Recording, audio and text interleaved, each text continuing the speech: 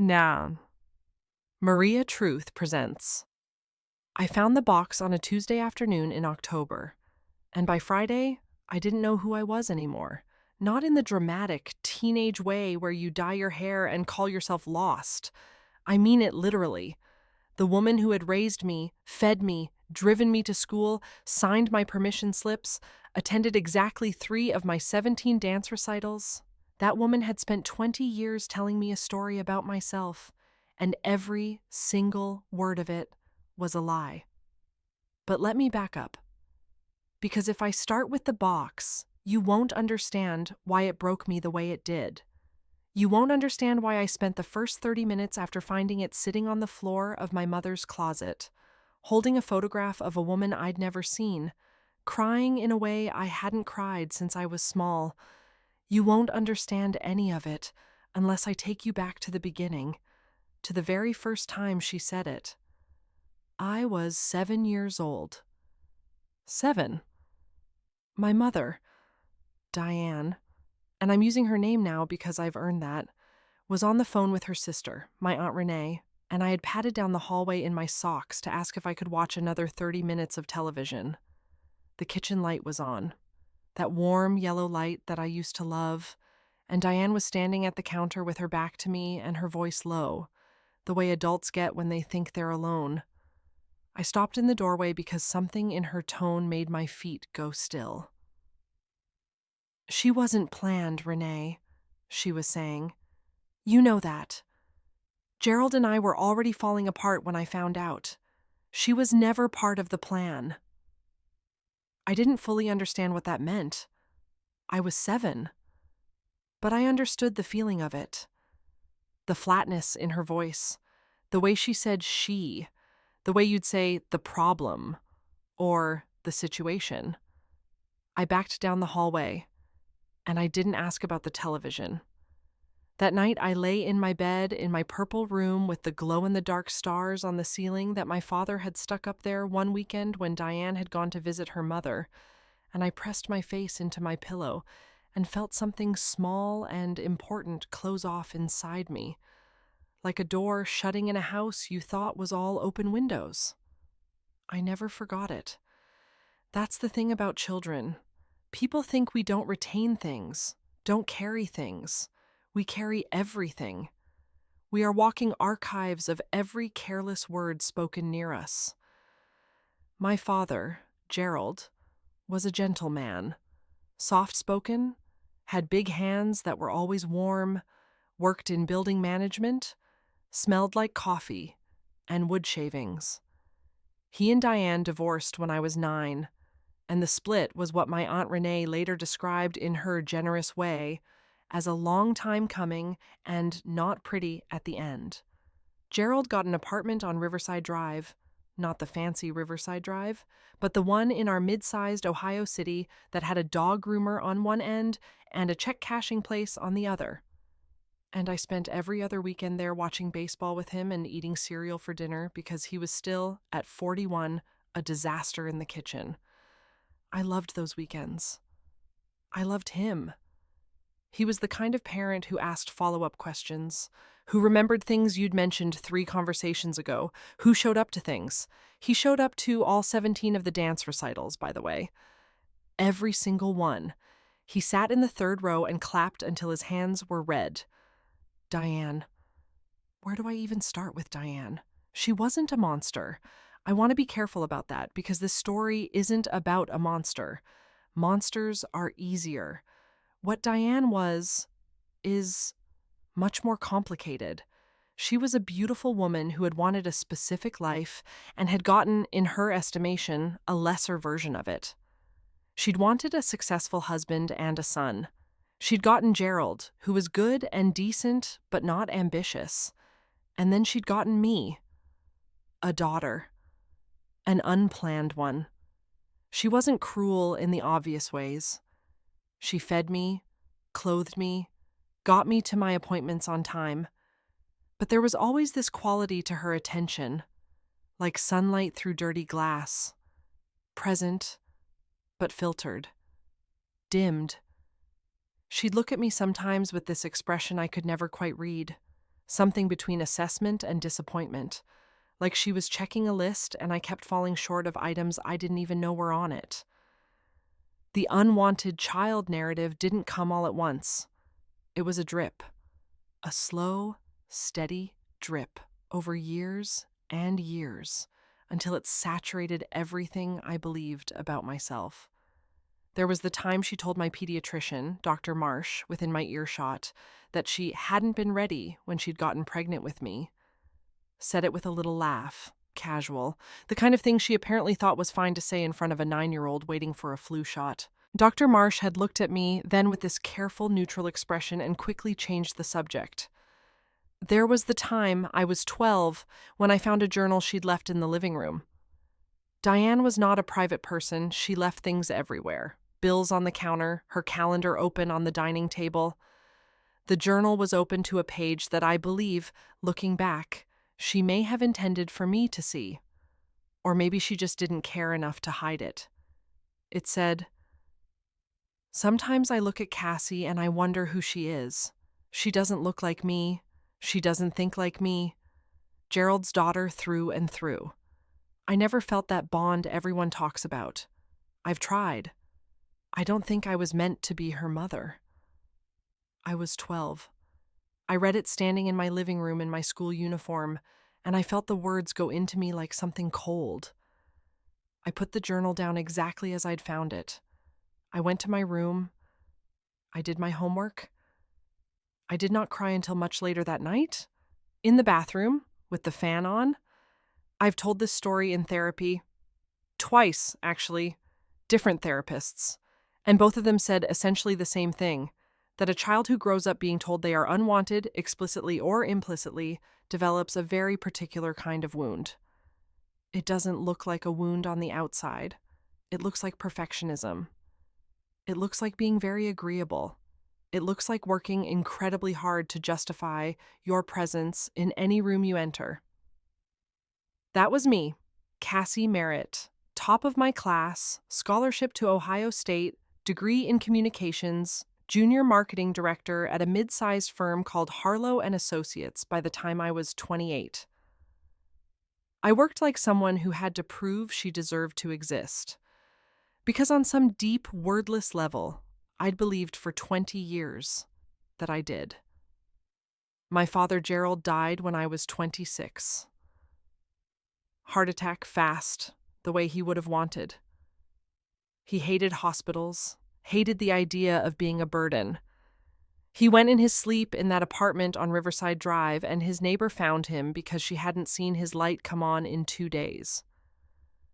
I flew back from a work conference in Denver to handle his affairs, and I stood in that apartment surrounded by his things, the baseball caps on the hooks, the stack of paperback westerns by the armchair, the photo of me at age 8, missing my 2 front teeth that he'd kept on the refrigerator for 18 years, and I felt a loss so profound it scared me, like a floor giving way under a house I hadn't known I'd been standing on.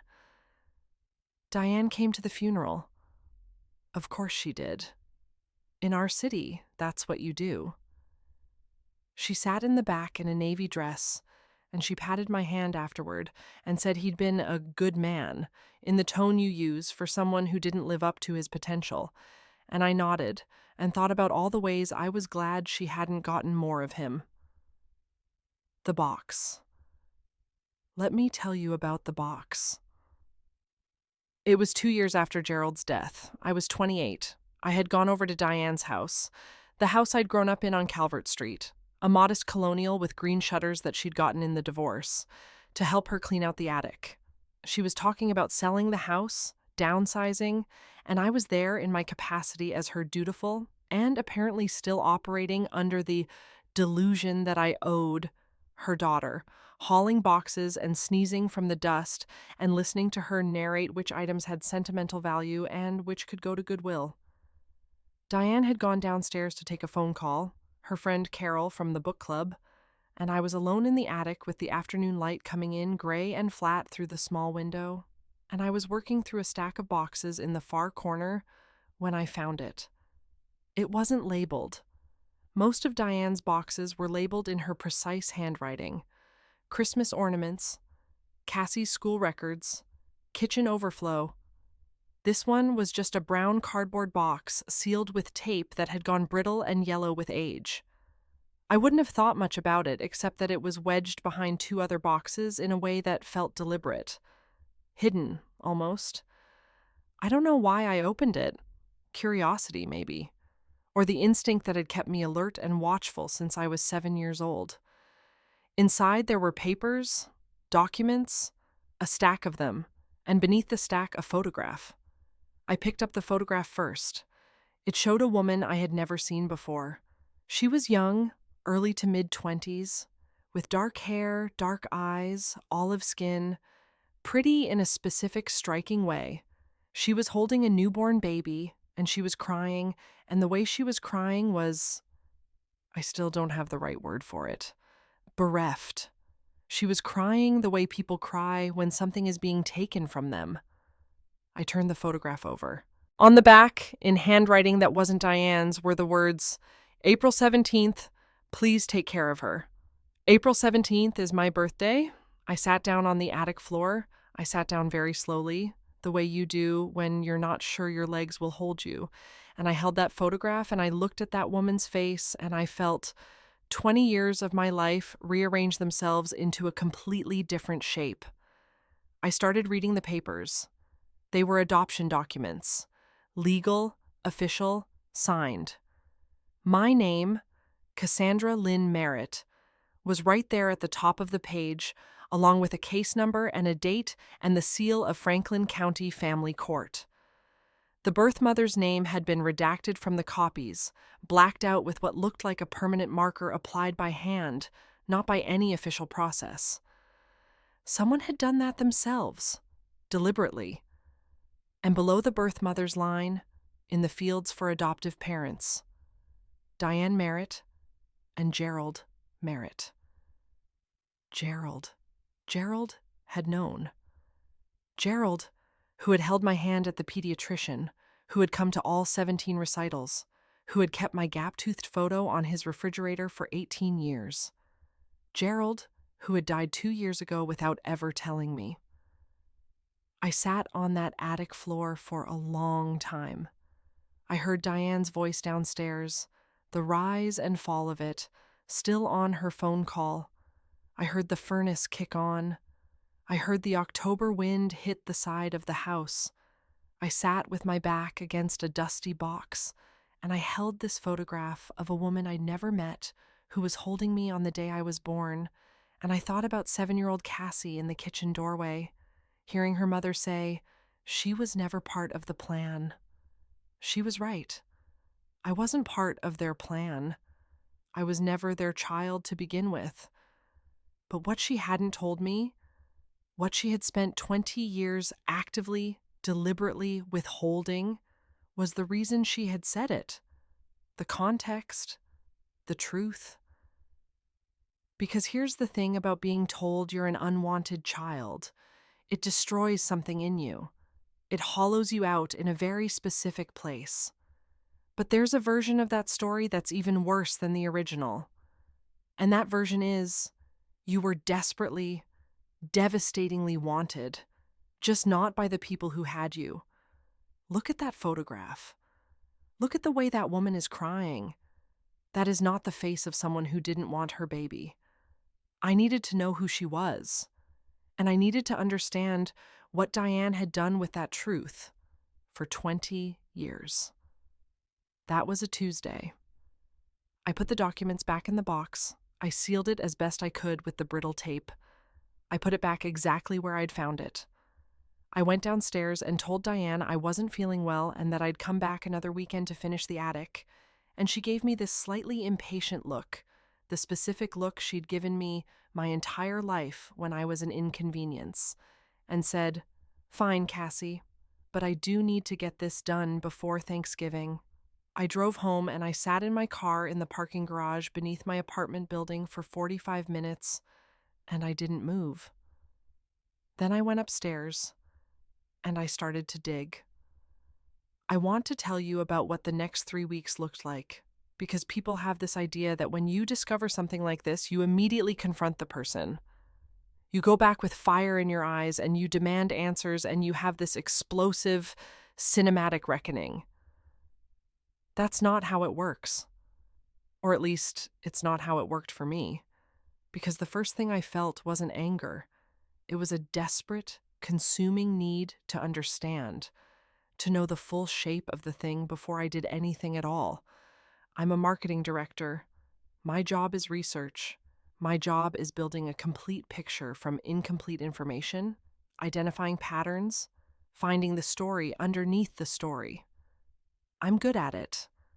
I'm very, very good at it. And for the first time in my professional life, I was going to use those skills on myself. I started with what I had: the documents in the box, which I'd photographed on my phone before I put them back, gave me a case number, a date, and a county. Franklin County, Ohio, which covers Columbus and its surrounding areas, about 40 minutes from the city where I'd grown up. The birth mother's name was blacked out, but the documents were old enough that the redaction was imperfect. In one place, just one, the marker had been applied lightly, and you could see the faintest impression of letters beneath. I enlarged the photo on my computer until my eyes ached. 3 letters. The last 3 letters of what looked like a first name. Leah, Emilia, Cecilia, Amelia, Julia, Natalia. I stared at the photograph of the woman, the dark hair, the olive skin, the dark eyes. My dark hair, my olive skin, my dark eyes. I'd spent my entire life looking nothing like Diane. Blonde, fair-skinned, blue-eyed Diane. And she had never once explained it. When I was a teenager and asked why I looked so different from her, she said, "You take after your father's side," and moved on. And I hadn't pushed because I never pushed. I was Cassie. I was agreeable. I made myself small. Gerald's family. I started there. I drove to see Gerald's younger sister, my Aunt Patricia, who lived in Worthington and taught middle school English, and had always been the softer of the 2 Merritt siblings. I hadn't seen Patricia since the funeral, and when I showed up on her doorstep on a Saturday morning unannounced, she looked surprised. And I caught this. I caught it like I was designed to catch things. Guilty. A very brief flash of something that was not quite surprise. Almost like she'd been waiting for this. I didn't show her the documents. Not yet. I just said I'd been going through some old things and had questions about my early childhood. Specifically, did she remember anything about me as a baby? About how Diane and Gerald had come to have me? Patricia made us both tea. She sat across from me at her kitchen table and she wrapped her hands around her mug and she said, carefully, "Cassie, what exactly are you asking?" "I'm asking," I said, keeping my voice very steady, "if I'm adopted." The silence lasted 4 seconds. I counted. "Oh, honey," Patricia said. And that was it. That was all she needed to say, because the way she said it carried the weight of 20 years of knowing something she'd promised not to tell, and the specific pain of watching it finally land anyway. She didn't know all of it. She was clear about that. Gerald had told her the bare bones, that they'd adopted a baby girl from Franklin County, that the birth mother had been a young woman who couldn't keep the baby, that Diane had insisted the adoption be kept completely private, never spoken of, not even to family. Patricia had pushed back on that, had told Gerald a child had a right to know, and Gerald had said, I know, but Diane is..." and had stopped there, had not finished the sentence. "He always meant to tell you," Patricia said. Her eyes were wet. "He told me that. He said when you were older, he'd tell you himself. He just kept waiting for the right time, and then he died," I said. "Yes." I drove home. I sat with that for 3 days. I sat with the image of Gerald, gentle, warm, coffee-scented Gerald, carrying this secret his whole life, meaning to tell me, waiting for the right time that never came. and then going in his sleep at 63 with the secret still in him. I felt a grief for him that was different from the grief I'd felt at his funeral. This was grief with a splinter in it, love with something sharp at the center. On the fourth day, I called a legal service that specializes in adoption record access. Ohio had updated its adoption laws in 2015. Adult adoptees over the age of 18 now had the right to request their original birth certificate. I hadn't known this because I hadn't known I was adopted. But now I did, and I submitted the request, and 3 weeks later, a manila envelope arrived at my apartment. I stood at my kitchen counter and opened it slowly. My hands were shaking. I am not someone whose hands shake, but they were shaking then. My original birth certificate, issued April 17th, and there, in the field for mother's name, Natalia Voss. Natalia. The ending matched. The Leah. The marker over her name on Diane's copy had almost worked. Natalia Voss. Father's name. Left blank. I had a name. I had a place to start. I want you to understand what I was feeling during this period because it matters for what comes next. People might expect anger. Boiling, righteous anger at Diane. And that was there, yes, underneath. But the dominant feeling was something more complicated. It was grief, mostly. Grief for a version of my childhood that had been taken from me before I was old enough to fight for it. Grief for that woman in the photograph crying, holding me. Grief for the connection that had been severed before I even knew it existed. And beneath the grief, something that felt like a dawning. Like a window being opened in a house that had been sealed shut for a very long time.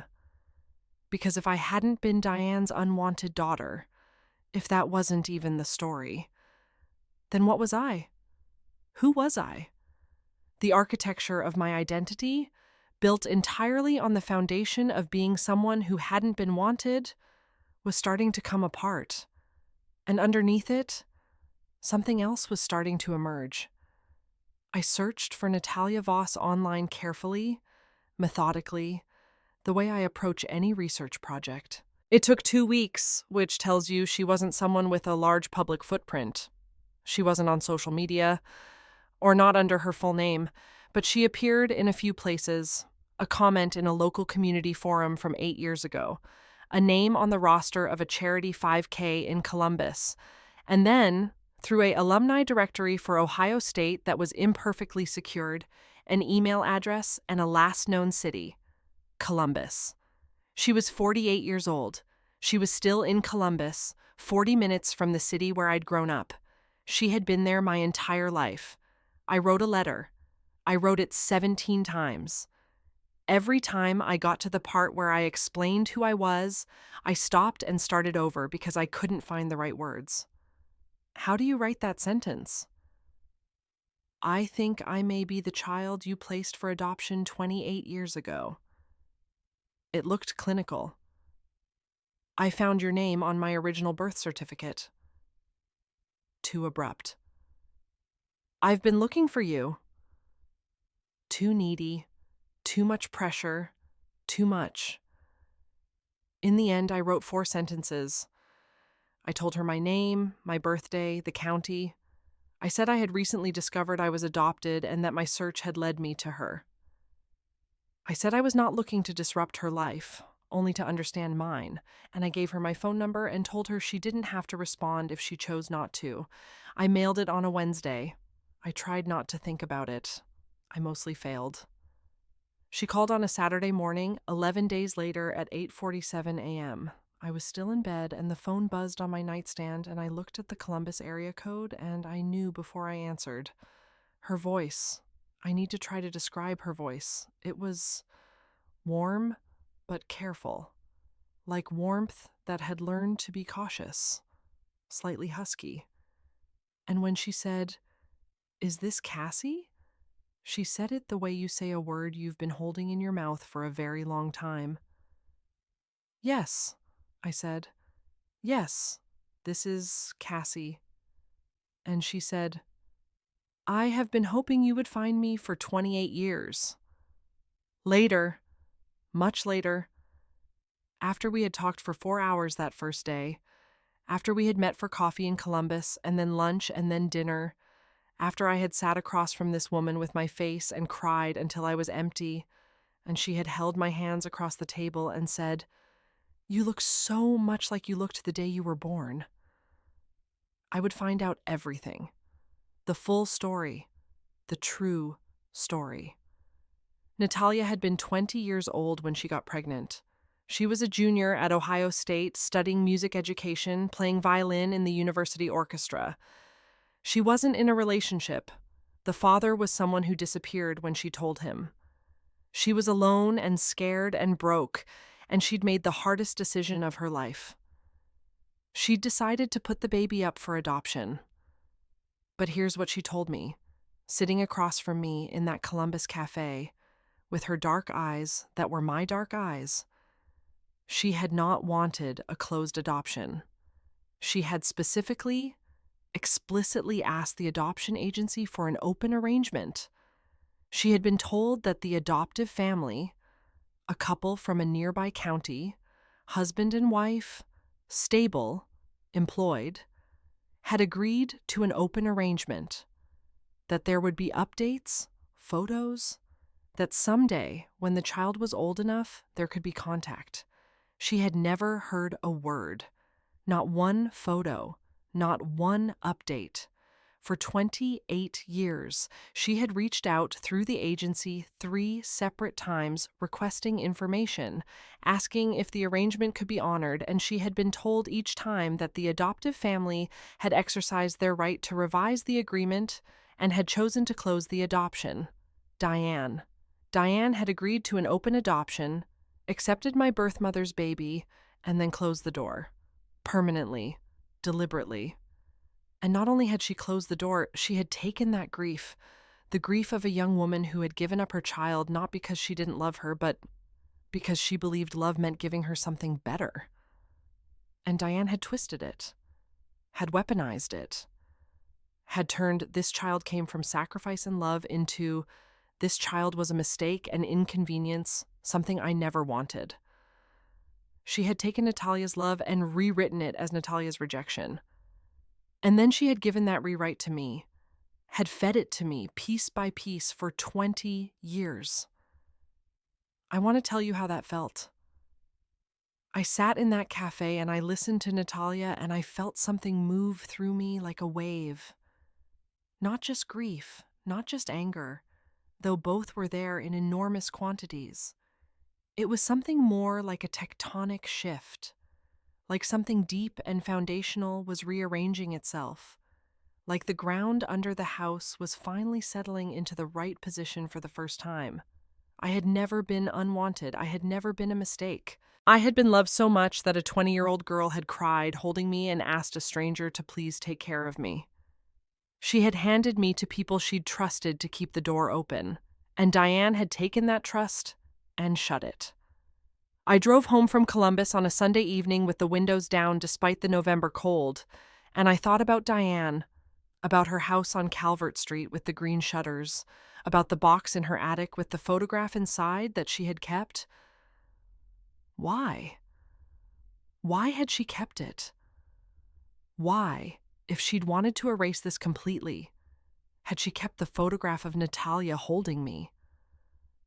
I turned that question over and over in my head during the 40-minute drive, and I kept arriving at the same answer. Guilt. She'd kept it because she couldn't fully let it go. Because on some level, Diane knew exactly what she'd done, and she'd hidden the evidence of it in the back of her attic rather than destroying it, because destroying it meant fully owning the choice. Keeping it was a way of living with it at a distance. I wasn't ready to confront her yet. I wanted to be completely sure. I wanted every piece in place before I went to Diane, because I had spent 28 years being dismissed and minimized by that woman, and I was not walking into that house with anything less than the full, documented, irrefutable truth. I contacted the adoption agency. I hired an attorney, a family law specialist named Sandra Cho, who had a small, serious office in Clintonville, and the demeanor of someone who had heard worse things than this and would not be shocked by anything. Sandra confirmed what Natalia had told me. The original agreement had specified an open adoption. There was a record of it, and there was a record of the modification filed 18 months after my birth, when Diane, acting without Gerald, which told me something, had formally requested the adoption be closed. Gerald hadn't been there, which meant he either hadn't known or hadn't stopped it. I had one more conversation before I went to Diane. I called Patricia. "Did Gerald know she closed the adoption?" I asked. No preamble. Patricia was quiet for a moment. Then she said, "He found out a few years after you were born. He was very upset. He and Diane had a serious argument about it. I know because he called me after. He said she'd done it without telling him. He said he wanted to find a way to fix it, to reopen it somehow." "But he didn't." Another pause. "Diane threatened to leave, took him away from you, Cassie. She said if he pushed it, she'd take you and go, and he'd barely see you. He was afraid of losing you. And so my father, out of love for me, had let the wrong thing stand. He'd let Diane close the door on the woman who'd given me to them, and he'd carried the guilt of that his whole life. And he'd meant to tell me, and he'd waited too long. I sat with all of that for a full week. I let myself feel it in all its dimensions. I cried. I talked to Natalia, who had become, in a matter of weeks, someone whose voice on the phone made me feel steadier rather than less. I talked to Sandra, who outlined my options with calm, legal precision. I talked to my therapist, Dr. Huang, who listened to everything and then said very quietly, "Cassie, you get to decide how this ends." I thought about that. I got to decide how this ended. I was not going to explode. I was not going to go to Diane in a storm of tears and accusations and let her do what she always did, which was make herself the wronged party, reframe the narrative, find a way to make my pain about her inconvenience. I had given her that power my entire life. I was not giving it to her now. I was going to do this my way. I called Diane on a Thursday afternoon and asked if I could come over for dinner on Saturday. I said I wanted to talk about some things I'd found in the attic. My voice was perfectly normal. My hands were completely steady. She said, "Oh, sure, Cassie, I'll make the pasta you like." I said, "That sounds great." I spent Friday writing and organizing. Saturday morning, I drove to Columbus and spent 2 hours with Natalia, who knew what I was going to do, and held my face in her hands and said, "You don't owe me anything. This is for you." And I said, "I know. That's why I'm doing it." I arrived at Calvert Street at 6 on Saturday evening. The green shutters, the colonial, 20 years of coming through that door and making myself smaller, more agreeable, less of an inconvenience. I sat in my car for exactly 2 minutes. Then I picked up my bag and went inside. The house smelled like pasta and garlic bread, which should have been comforting and wasn't. Diane was in the kitchen in her apron, moving between the stove and the counter with her efficient, contained energy, and she said, "Pour yourself some wine, it's on the counter," without fully turning around, and I thought, with a clarity that surprised me, she thinks this is a normal dinner. She genuinely thinks this is fine. I poured the wine. I did not drink it. I sat down at the kitchen table and I watched her move around the kitchen, and I thought about the little girl who had stood in this exact doorway at 7 years old and heard her mother say, "She was never part of the plan." She wasn't even wrong, just not in the way she'd meant.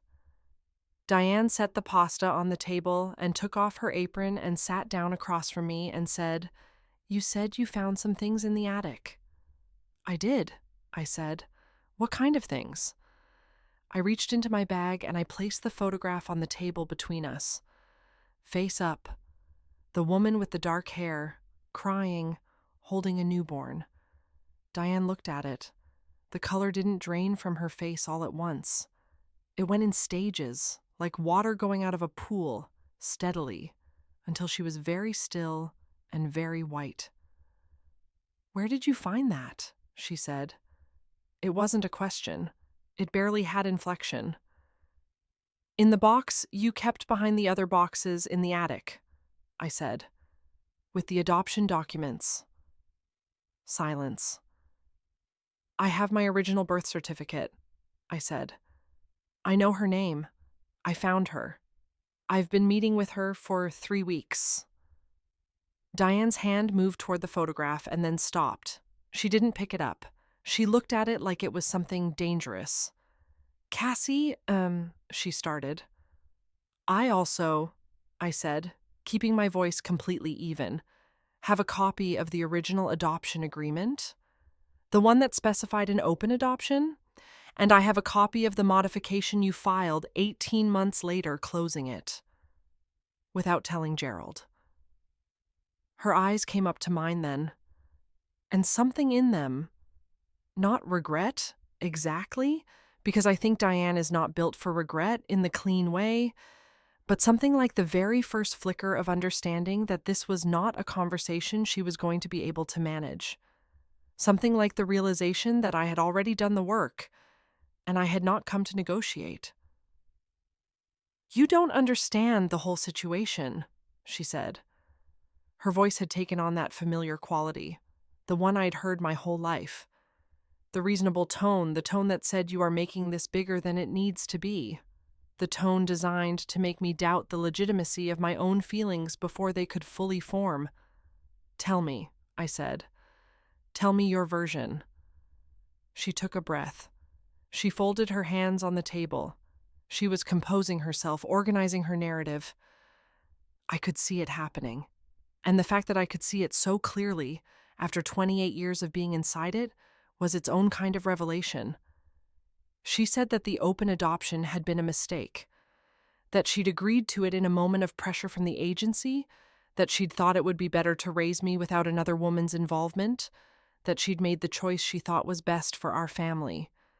She said it in the careful language of decisions rather than the language of actions, the way people speak when they want to own something without actually owning it.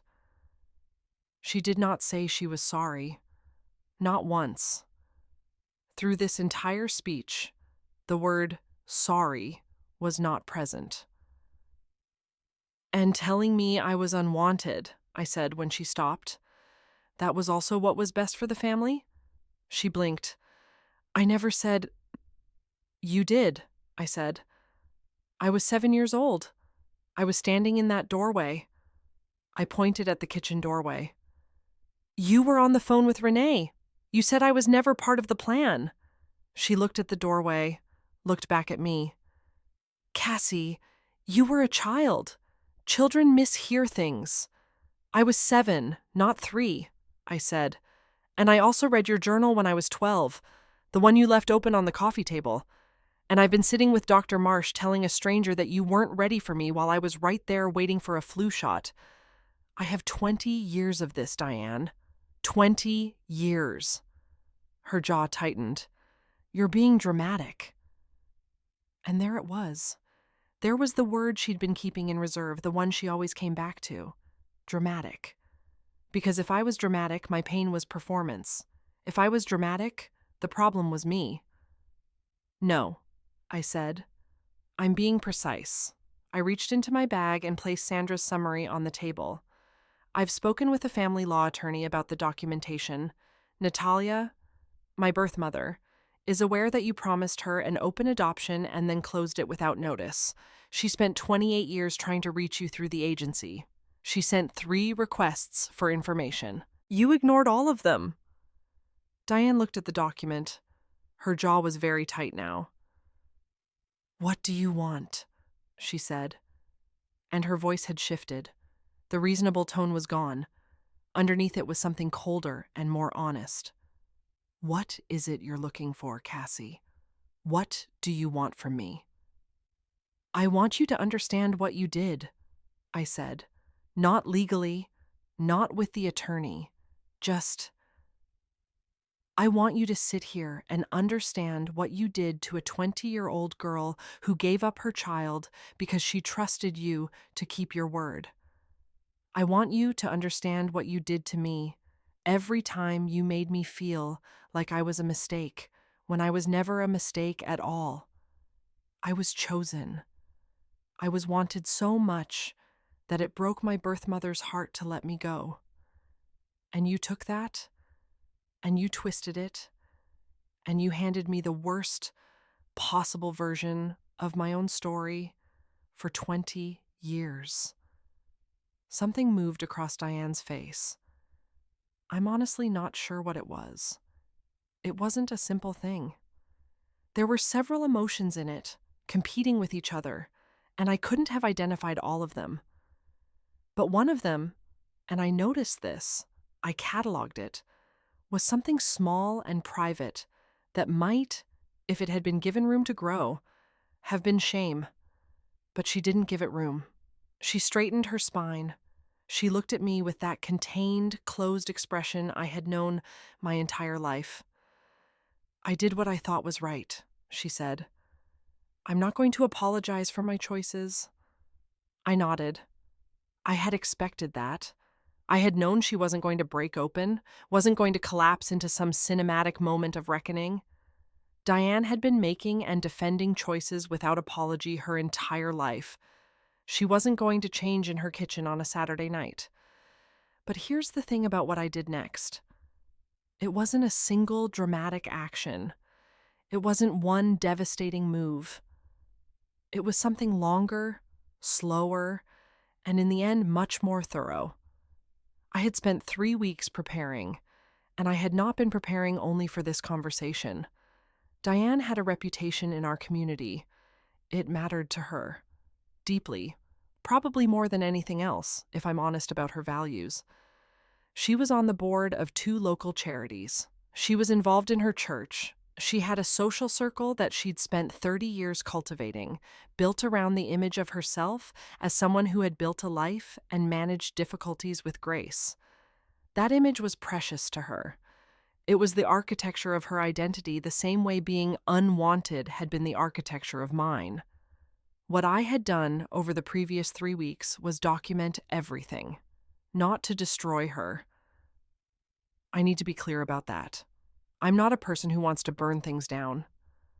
But I had documented it, systematically, carefully, in the same way I'd have documented a case at work. And I had shared it with the people who needed to know it. I had told Aunt Renee. Renee, who had been on that phone call when I was 7, who had always been the keeper of family truth. Renee, who had called me back after I told her everything and said, I knew something was wrong, I knew it, and I said nothing, and I am so sorry. Renee, who had a very close relationship with several of Diane's friends, and who had a strong, quiet commitment to honesty. I had told Patricia fully with the documents.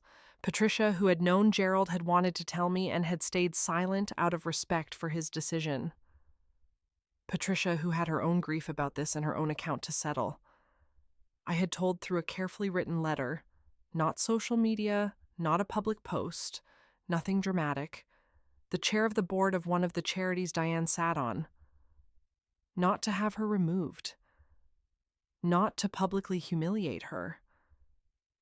But because the charity was one that worked specifically with children in foster care and adoption situations, and it felt to me like the people running it deserved to know who they were sharing a board with. And I had reached out, through Sandra, to the adoption agency that had processed my case. There was a formal complaint filed regarding the misrepresentation of the open adoption agreement.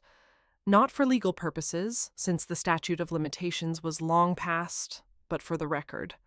For the agency's own accountability processes, which required them to take note. These were not explosions. They were quiet, steady flames, lit one by one.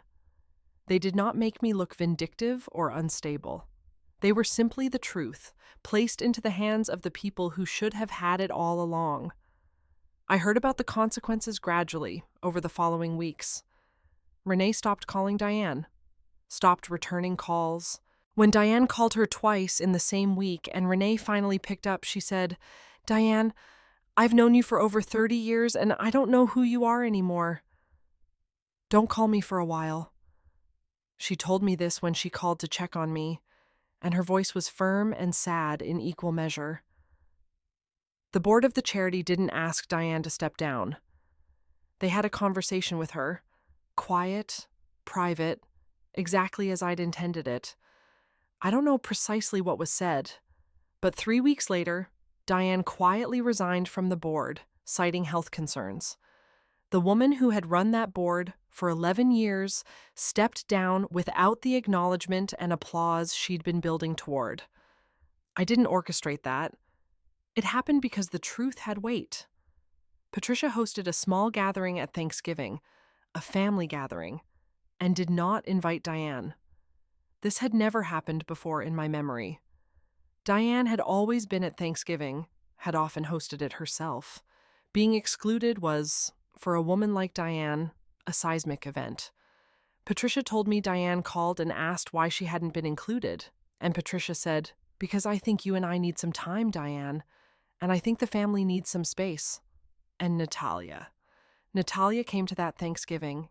She sat across from me at Patricia's table in Worthington, her dark eyes bright, and she helped clear the dishes, and Patricia's kids asked her questions about music, and she played them something on Patricia's old upright piano in the living room after dinner. She still plays. She never stopped. And I sat in the doorway of Patricia's living room, and I watched her play, and I let it move through me. The understanding that this had always existed. This woman, this music, this warmth. It had always been there, 40 minutes away, on the other side of a door that one person had decided to close. That was my revenge, not the board, not Renee, not Thanksgiving, Natalia at the piano, me in the doorway. The fact that the story Diane had told me for 20 years, unwanted, unplanned, a mistake, had simply ceased to be true, had retroactively, permanently ceased to be true.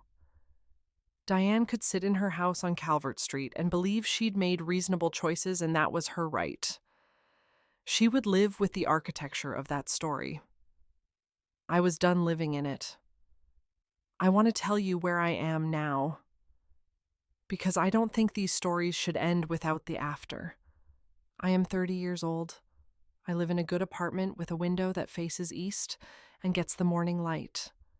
I have a job I'm good at, and I've started allowing myself to be good at it without it being about justification, without it being about proving I deserve to take up space. That's new. I'm still learning how to do it. Natalia and I talk every Sunday, sometimes twice a week. She came to Columbus for Christmas, my first Christmas with her, and she brought a violin, and she played carols badly on purpose to make me laugh, and it worked. We don't have a mother-daughter relationship in the traditional sense, and we're not trying to manufacture one. We're building something true at whatever pace it wants to go. We go to the farmer's market sometimes, and she knows a lot about vegetables in a way that delights me for reasons I can't entirely explain.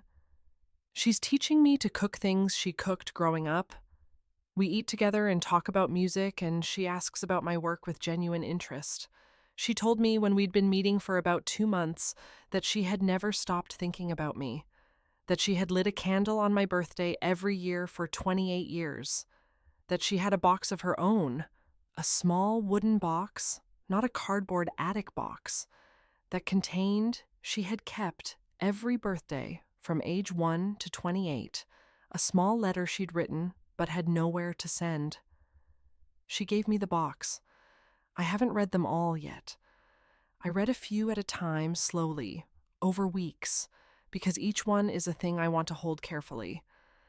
Diane called me once, about 2 months after the Saturday dinner. Her voice had a quality I hadn't heard from her before. Not quite humility, but something adjacent to it. Something tired. She said she wasn't asking for forgiveness. She said she understood I was building a relationship with Natalia and that she wasn't going to interfere with that. She said she'd made decisions she thought were right, and some of them she'd thought about differently over the years. I let her talk. I let her finish. Then I said, Diane, I'm not angry at you anymore. I want you to know that because I think you're expecting anger, and I don't have it. What I have is a life that I'm figuring out for myself, and I'm going to keep figuring it out. I hope you're well. She said, You sound like your father. I said, Thank you. And I meant it. I meant it with everything I had. Because Gerald, whatever he'd gotten wrong, whatever choices he'd been too afraid to make, Gerald had sat in the third row of 17 dance recitals. Gerald had kept my photo on his refrigerator. Gerald had loved me the way people love what they've chosen, without ambivalence, without reservation, with the particular warmth of someone who knows exactly how lucky they are. I am Gerald's daughter, and I am Natalia's daughter, and I am my own person, which it took me 28 years and a cardboard box in an attic to figure out. But here I am. Here I am. The first thing I did after I found the box, before the documents, before the attorney, before Natalia, was go home and stand in front of my bathroom mirror and look at my own face. My dark eyes, my dark hair. This face that had never looked like Diane's face and that I'd spent my whole life treating as a deficiency, as evidence of some fundamental wrongness, some way in which I didn't fit. I stood there and I looked at myself for a long time, and for the first time I looked like someone. Not like no one. Not like a mistake. Not like someone who had been grafted onto a family that never quite wanted her. I looked like Natalia's daughter. I looked like a person with an origin, with a story, with a face that was the face of a woman who had loved her enough to cry at the letting go. I looked like someone who had always been wanted. I just hadn't known it yet. I just